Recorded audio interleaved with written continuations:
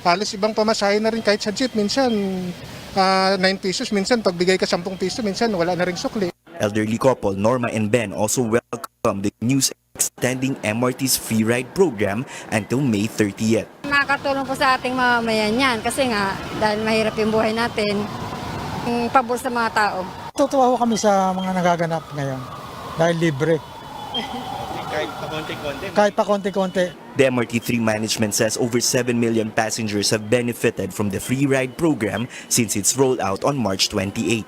Average daily ridership during the program ranges from 250,000 to 300,000 passengers. Apart from helping commuters minimize their expenses, the program also hopes to increase the MRT ridership to 350,000.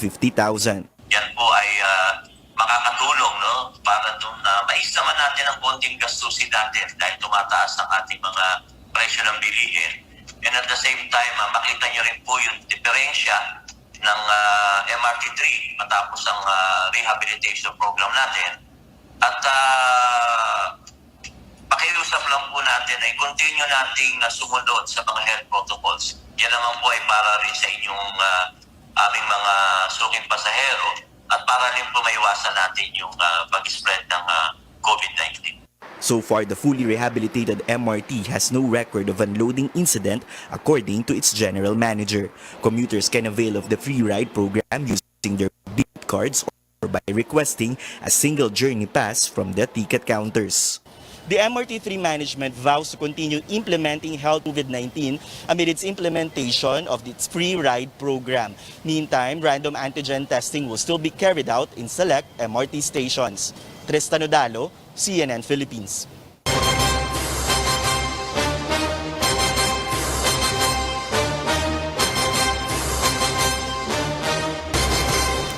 Just 12 days before the Filipino votes, Vice President Leni Robredo drops Mig Zubiri from her Senate slate.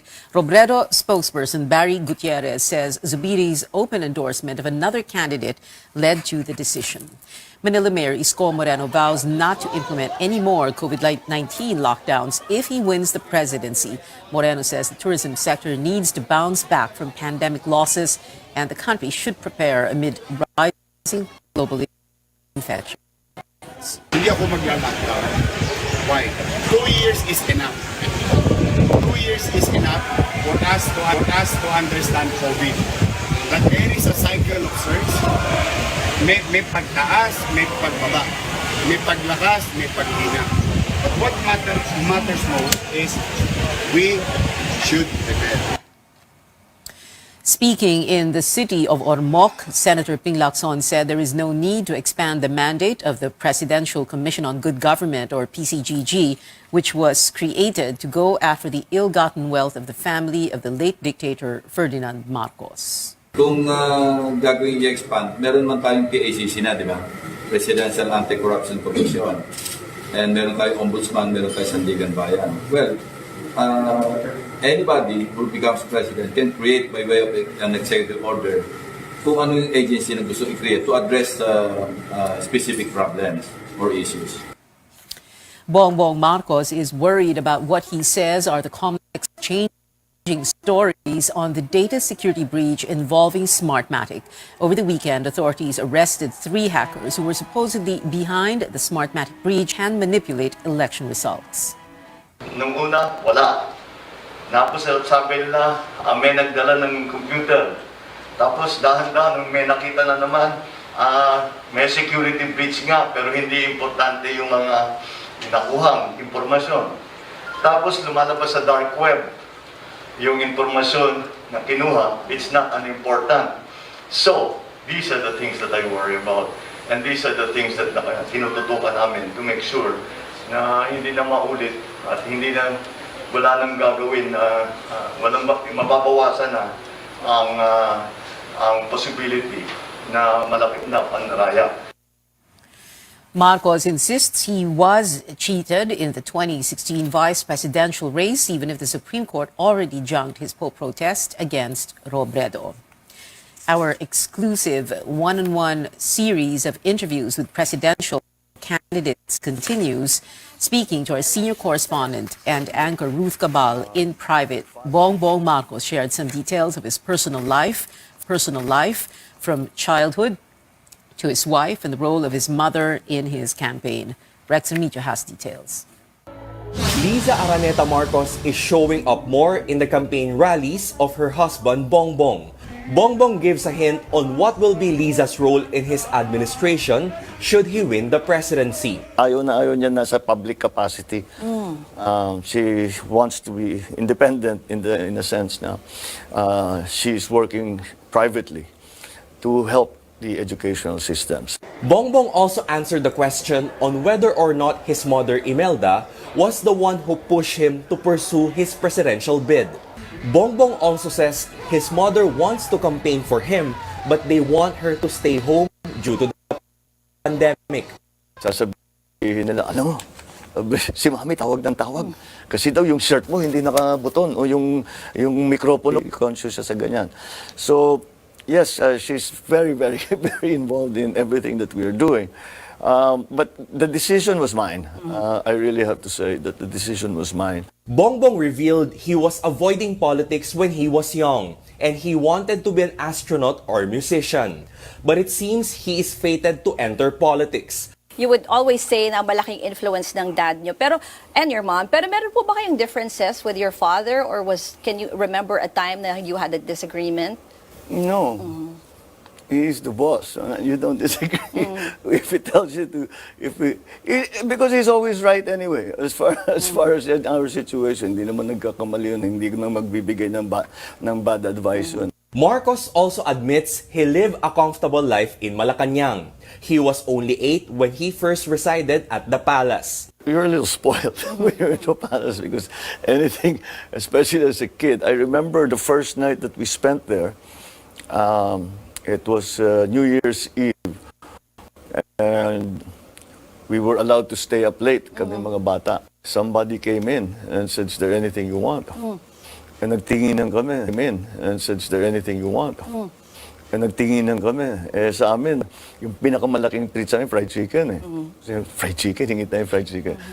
Binigyan talaga kami, alauna ng umaga, binigyan kami ng fried chicken. Sabi ko, okay ito.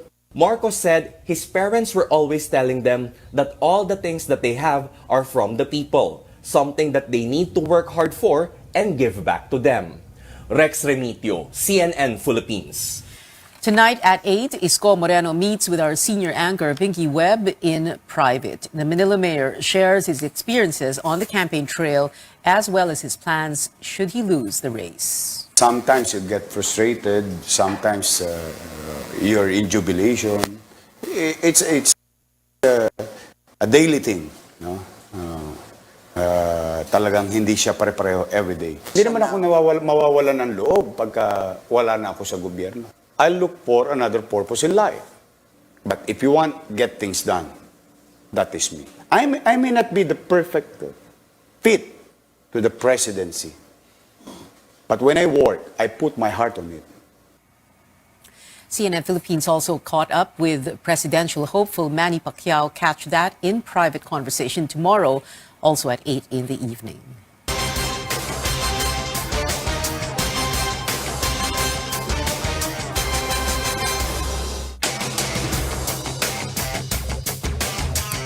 More news after the break. COMELEC wraps up day 1 of voting for thousands of Filipinos who are on duty on Election Day.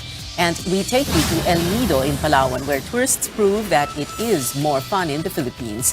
Keep it here on CNN Philippines.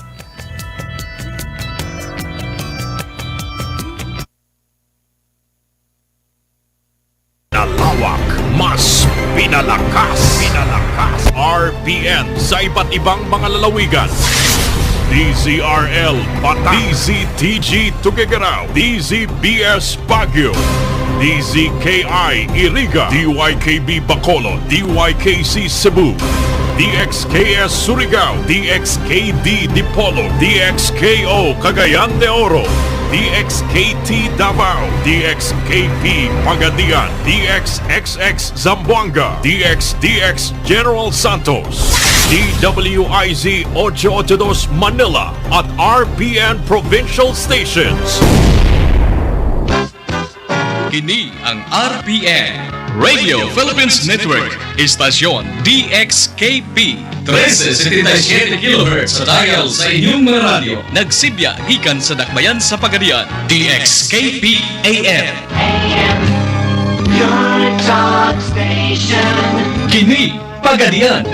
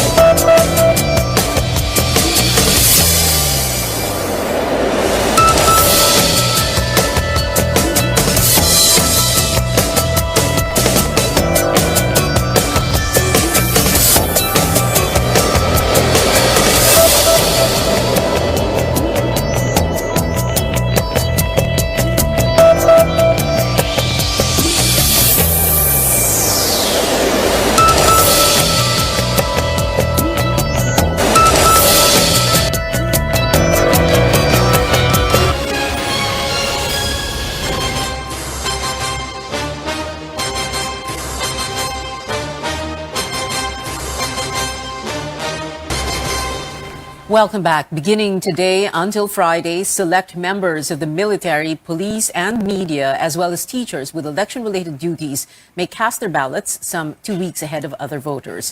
Our Melissa Lopez was among those who availed of local absentee voting. Here's how it went. Voting has started for some 84,000 Filipinos on Wednesday.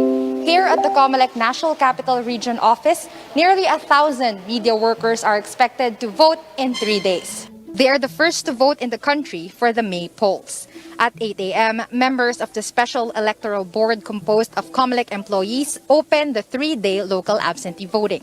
COMELEC workers at the main office in Intramuros, Manila also cast their ballots in special voting precincts like this one on the 8th floor. The session hall has been converted into a polling place for Chairman Saidamen Pangarungan and Commissioner Amy Neri. The process began on time at the annex building, but a line quickly formed as media members show up to vote. They say it was smooth sailing. Masaya kasi pagdating ng election day, focus na tayo sa trabaho natin dahil di na natin iisipin na kailangan pa nating bumoto. May konting lang syempre, parang i-remind ka ulit ng procedure, and then better kung may dala kang kodigo. Maybe siguro gawin nilang 4 days, I suppose. That would be more convenient. A voter must bring an ID to confirm identity and go through temperature check. If it's above 37.5 degrees Celsius or showing COVID-19 symptoms, the voter goes to an isolation area. Otherwise, it's direct to the precinct. A manual ballot must be filled out by listing the names of chosen candidates by hand. The position to vote for are President, Vice President, 12 senators, and 1 party list group. The voter must affix the thumb mark, secure the ballot in 2 sealed envelopes, and insert it in the ballot box. There's no indelible ink on the voter's finger. An official says it's unnecessary. Yung namang indelible ink is intended to avoid a possible double voting by the same absentee voters. Dito naman, if you will double vote, definitely you cannot, because we'll only have this one master list of your. COMELEC is optimistic about turnout among absentee voters. Precincts are open from 8 a.m. to 5 p.m. until Friday, April 29th. Melissa Lopez, CNN Philippines. Well, so far, so good. That is COMELEC's assessment on day one of local absentee voting.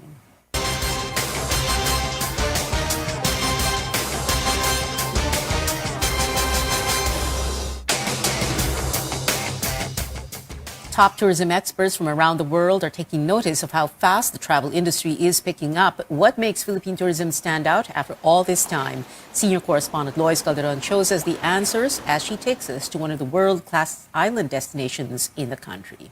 The boom times have returned for Philippine tourism, and the praises are coming from CEOs and top global travel executives who went sailing around this paradise in the northern tip of Palawan, El Nido.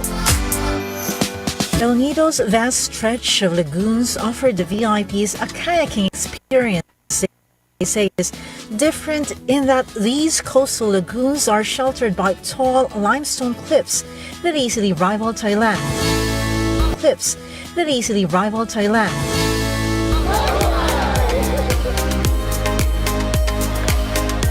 Separate from the open sea, this long sandbar at Snake Island is great for snorkeling, with glass-like waters and a pure white sandy bottom. And Talula Island is also surrounded by crystalline waters. The adventures in the archipelago are not just underwater. Visitors can try spelunking in Kudugnon Cave, with tour guides repeating the folklore of the Los Yamashita treasure. In Miniloc Island, authentic music from the indigenous people of Palawan, the Cuyonon, greet visitors. Apart from sights and sounds, there is a taste of local cuisine, fresh catch from the sea. I really have to mention how hospitable people are. It's something you don't get everywhere, and it's one of the best things I have experienced. The El Nido Marine Reserve is a protected area under a 1998 presidential proclamation that covers 89,000 hectares and 45 islands with their surrounding areas rich coral garden. Some abandoned the illegal practice and became marine life advocates. Since 2017, Ryan Canizares has been raising funds for mooring buoys like these to replace heavy boat anchors to avoid damaging the reef. During the time na nagpipik na yung El Nido, so lumalawak yung damage ng anchorage na everyday use, maraming turista, maraming nagtutour. Yung mga boatmans, kung saan-saan lang sila nagtatapon ng mga anchors nila. Environment experts like Christopher Imsen explains why hiring locals in the tourism business is good for the people that live in the local destination. That's when you have tourism that is worth something. The archipelago has so much to offer both to local tourists and foreigners, but its abundant resources are finite. In El Nido, people and nature converge and exist for each other in an ecosystem whose balance must be sustained. Lois Calderon, whose balance must be sustained. Lois Calderon, CNN, Philippines. Catch the second part of this story from Lois Calderon tomorrow to know how we can keep a sustainable blue economy through the waters of El Nido in Palawan. We'll take a quick break, and when we come back, updates on superhero films with the Batman 2 getting the green light. Plus, Miss Universe Philippines contestants show up their Q&A skills in preliminary interviews. You're watching CNN Philippines.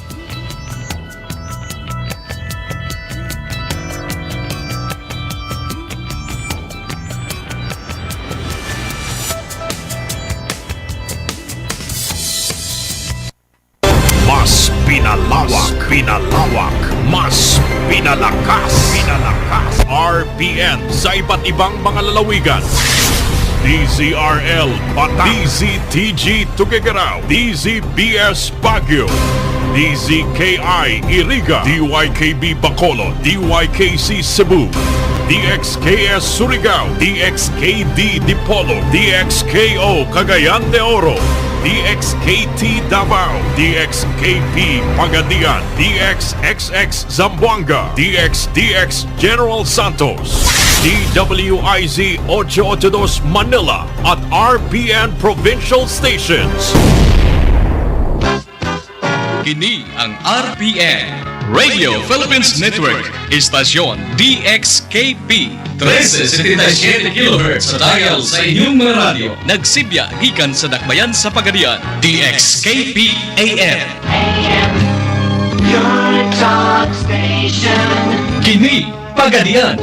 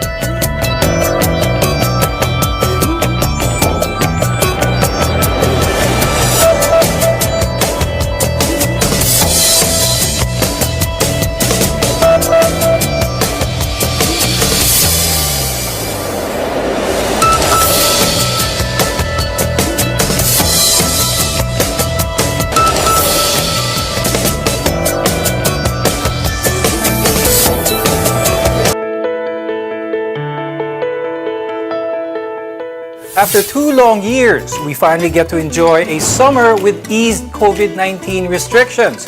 But with the sweltering weather comes a number of diseases we need to protect ourselves from. For example, a heat stroke is a potentially fatal condition that can happen when you spend too many hours under the sun. On the program today, we'll talk more about these heat-related illnesses, their warning signs, and how best to prevent as well as treat them. I'm Dr. Freddy Gomez, and welcome to MedTalk Health Talk on CNN Philippines.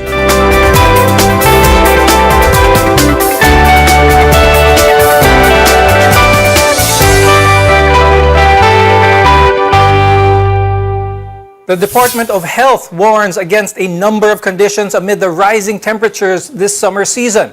Our guests are here today to tell us how we can protect ourselves and our families against them, and how we can spend our summer days safe as well as healthy. With us is Dr. Helen Ong Garcia. She's a cardiologist from St. Luke's Medical Center Global and Quezon City. Also with us is Dr. Joanne Liboon. She's a family medicine specialist from the Ala Valley Medical Center Incorporated. Now, more and more people are spending their days outdoors as COVID-19 cases decrease just in time for the summer season. But this also means that people are more vulnerable to some heat-related illnesses. Now, I'd like to start the discussion with Dr. Helen. When it comes to the summertime, obviously heat will be the factor that will make people more at risk for some of these conditions. One of these is, of course, heat exhaustion. Now, when it comes to heat exhaustion, some people like to exercise, some people like to sweat it out, and they get tired. Is this the same as heat exhaustion? The body has a natural way of what we call thermal regulating. So if you're healthy, you're able to actually put in enough fluids versus what's going out. You should not actually experience heat exhaustion. But heat exhaustion, as the word is exceeding what is normal. So there should be an imbalance that occurred that caused you to lose a lot of water and salt, making you do excessive sweating, and exercise could do that. And there are other comorbids that could actually predispose you to that. So heat exhaustion is not a natural sweating mechanism. It's an extreme sweating mechanism due to the hot weather. It's good that you mentioned water and salt. How are these two elements? A lot of people are aware about water, but how is salt integral in the thermoregulation of a person? People always think that sweat is water alone. When you sweat, several elements, one of them is commonly salt, do come out, sometimes potassium, and water is actually part of sweat. So excessive release of water, salt, and even some of the other minerals without replacement actually cause an imbalance that could actually cause heat exhaustion. Dr. Joanne, when it comes to the summertime, obviously the heat is greater at this time of year. But is the sun the factor here? Or can people undergo these conditions, heat exhaustion, and worse, of course, heat stroke, even if they are not exposed to the sun?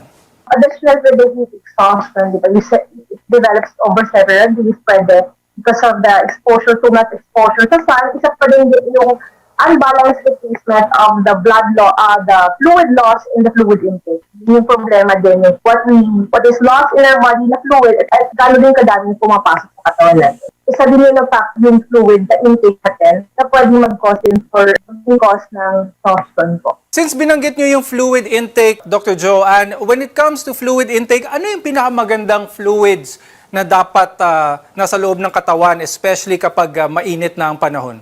Normally naman, for regular days, dapat nag-i-intake tayo lang at least 2 to 3 liters of water, standard water per day. But if we exercise or we do a lot of mas exhausting na mga activities, mas better tayo mag-replace ng mga electrolyte-containing na fluid. So we can, sports drinks, electrolyte replacements are also advised para lang mag-replace yung electrolytes din na lumalabas sa katawan natin aside from the fluid lang po. Now, Dr. Helen, we all know that we have to be hydrated, several glasses of water, especially during hotter days. But is there actually a case where you can drink too much water? Depends on the condition that you have. Again, we will go and look back. If you have normal kidneys and normal heart condition, on a regular day, you're supposed to excrete it out. There's no problem with that. But then, for some people who have the decreased capacity to sweat, who have kidney function problem, and also have heart condition problem, too much water is also bad because you can end up with congestion. So I would probably say a balanced act is needed. And of course, this will actually, for those with comorbid conditions, your doctor will be the best to advise you how much fluids are you allowed in every type of season that we have in the Philippines. Dr. Joanne, sino-sino yung mga taong mas at risk, especially ngayon na summer days, na mas mataas ang init or ang temperature? Who are those most at risk to fall under these conditions ng heat-related illnesses? Elderly people are the most high risk for this heat-related illnesses po. Kasi elderly people, those to mention ni Doc na mga may comorbids, may mga problems sa kidneys or any diseases na may iniinom na gamot na could affect also your fluid loss sa katawan or nagpapaihi tayo in cases of mga cardiac disease and kidney diseases. Also, infants and children are also at risk for heat-related illnesses as well as yung mga taong pag-usapan natin yung mga trabaho naman, yung mga taong nagtatrabaho na-expose sa matagal na exposure sa sun. Or may any person who's working under the sun for prolonged hours, tapos hindi nakapainom ng tubig, these are the people also that have high risk for heat-related illnesses. So we've talked about heat exhaustion for that matter, but what exactly is a heat stroke? And what do you need to do if someone is experiencing one? More on this when we return. We're your partner in healthcare. You're watching MedTalk Health Talk.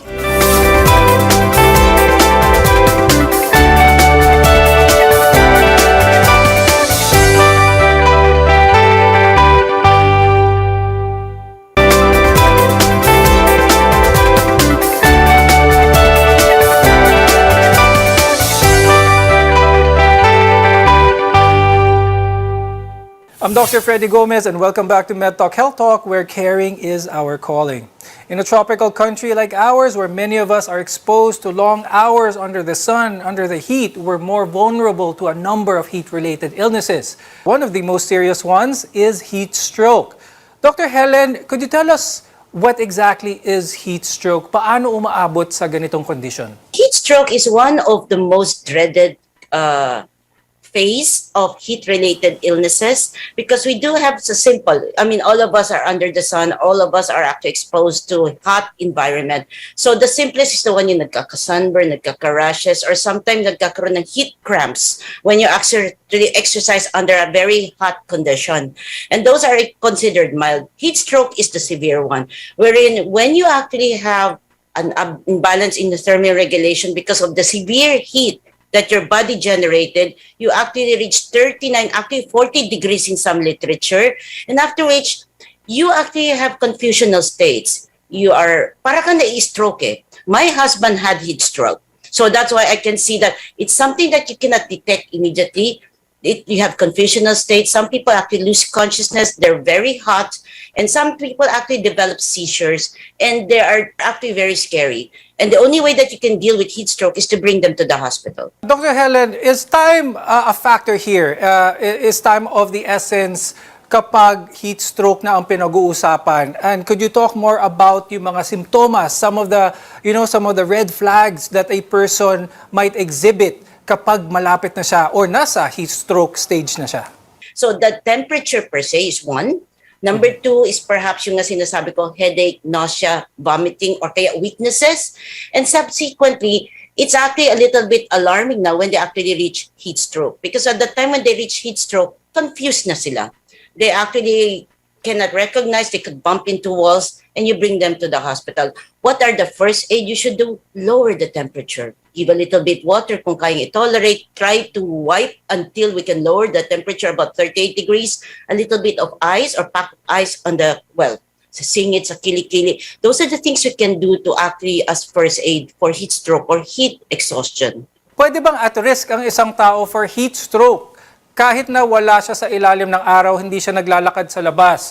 Say, naglilinis siya ng isang bodega with poor ventilation. Pwede din po.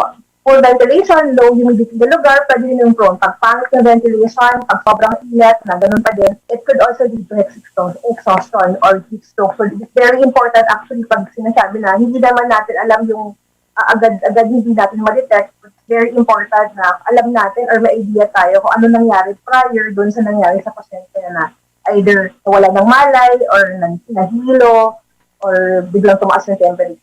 If you have a condition that might affect your ability to cope with extreme heat, it might help to check the heat index and constantly monitor how you're feeling throughout your time under the sun or under the effects of heat. Dr. Helen, we're talking about the really serious effects of heat stroke, but let's take a few steps back a little bit and talk about dehydration this time. So when it comes to dehydration, a lot of people may also not be aware that they are already dehydrated.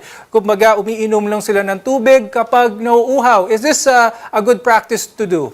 It depends on the activity that you do. But you're right, Dr. Freddy. Probably we don't want them na iinom ng pag nauuhaw because the body functions has a necessity in terms of how much water you should actually take in.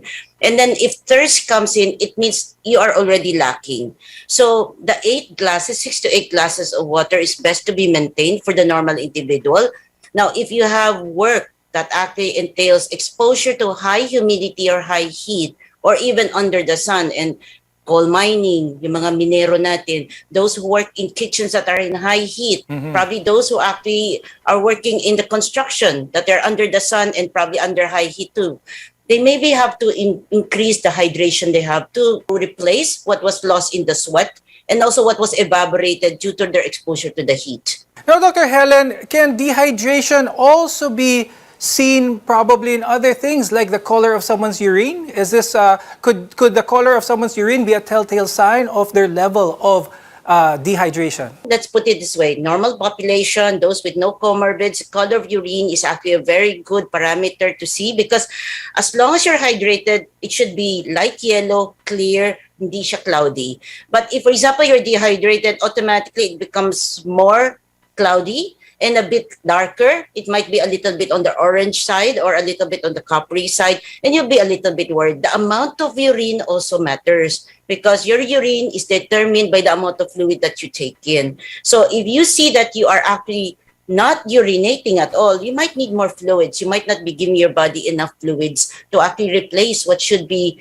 cleansing in terms of the urine. Now, Dr. Joanne, when it comes to fluids na yung dapat nating inumin, we mentioned how much water people should take. But for these extra hot conditions, ang plain water ba ang best option natin when it comes to trying to prevent dehydration and more serious conditions? For normal individuals who have no comorbidities or any cardiac problem or heart problem, for those who are healthy individuals for exercising, who are having strenuous activities that are losing electrolytes, also best advice na pwede tayo mag-fluid replacement or yung mga electrolyte replacement. So, there are available in the market that could also be drunk by these patients or these individuals to replace also the electrolytes that has been lost inside their body. As with most conditions, prevention is the best cure. When we return, we'll talk about ways to protect ourselves and our loved ones from heat-related illnesses. Your health is our mission here on MedTalk Health Talk. We'll be right back.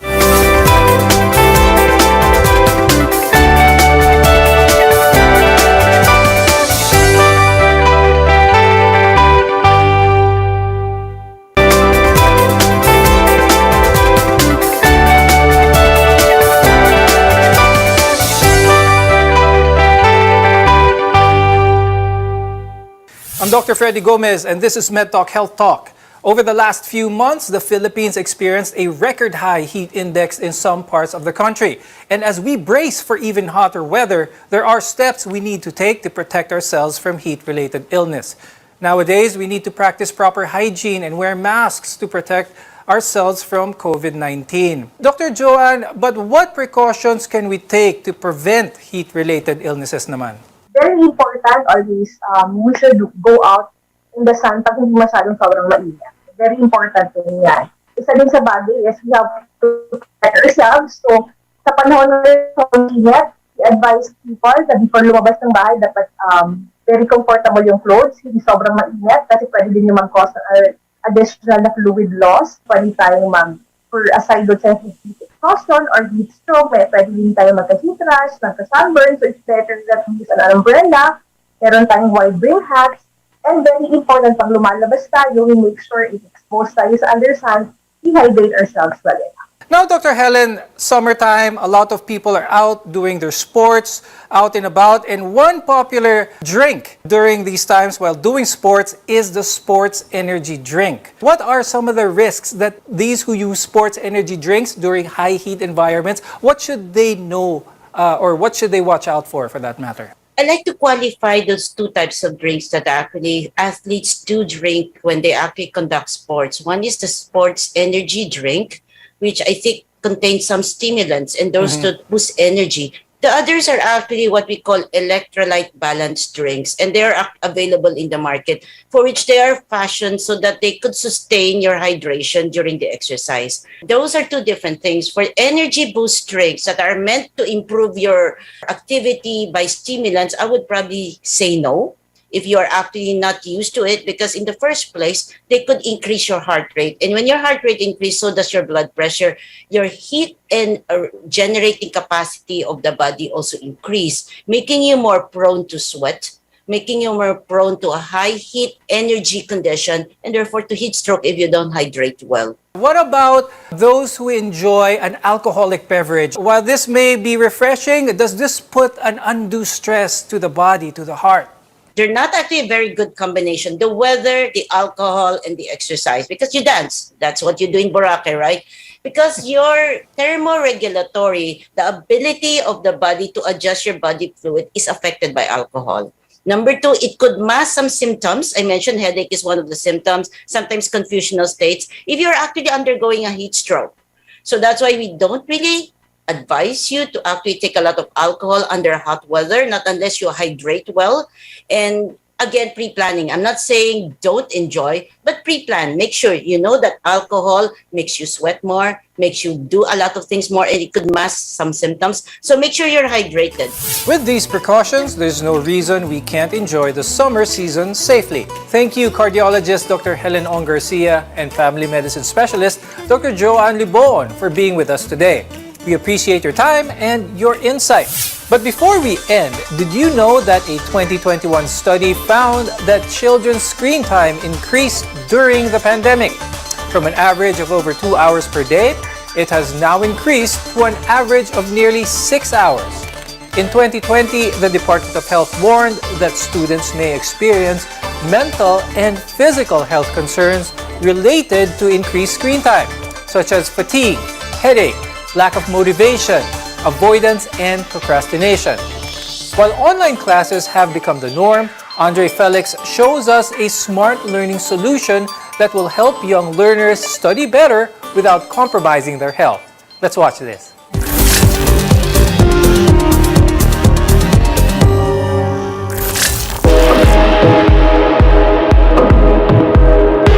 The IdeaPad offers smart learning solutions, perfect for students studying from home. Tell us about these solutions. What we have here is the Lenovo IdeaPad Slim 3i. So you have the 14-inch and the 15-inch, and as well as the Slim 5i. They're both part of our thin and light portfolio, and they're powered by the Intel Core i processors and Windows 11. We have three main key aspects of the software. Let's start with super resolution. When you toggle it on, it basically upscales that video. You also have number 2, smart AI noise cancelling. You can set it up so that it will only pick up the voices from in front of the laptop. We also have Lenovo Aware. It's a collection of 4 different functions. You have attention reminders, break reminders, posture and distance reminders. So part also of the smart learning suite is we also have smart Wi-Fi, smart background blur, and then you also have smart login. And then finally you have Lenovo iCare. LCD panels have low blue light technology built into these screens. Why do you think it's important for parents to provide devices with such technology to their children, especially with the new normal that we're in right now? We have more screen time than ever. Not only us as the professionals, but even our kids. It's important for them to still monitor their health and make sure that they're productive, but still their well-being should be prioritized as well. For interested consumers, they can go to their nearest Lenovo Experience stores in their favorite malls.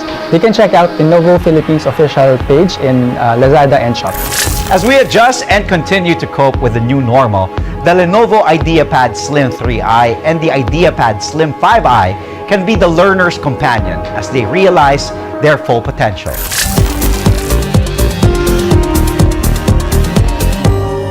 I'm Dr. Freddy Gomez, and this has been MedTalk Health Talk. We'll see you again next time.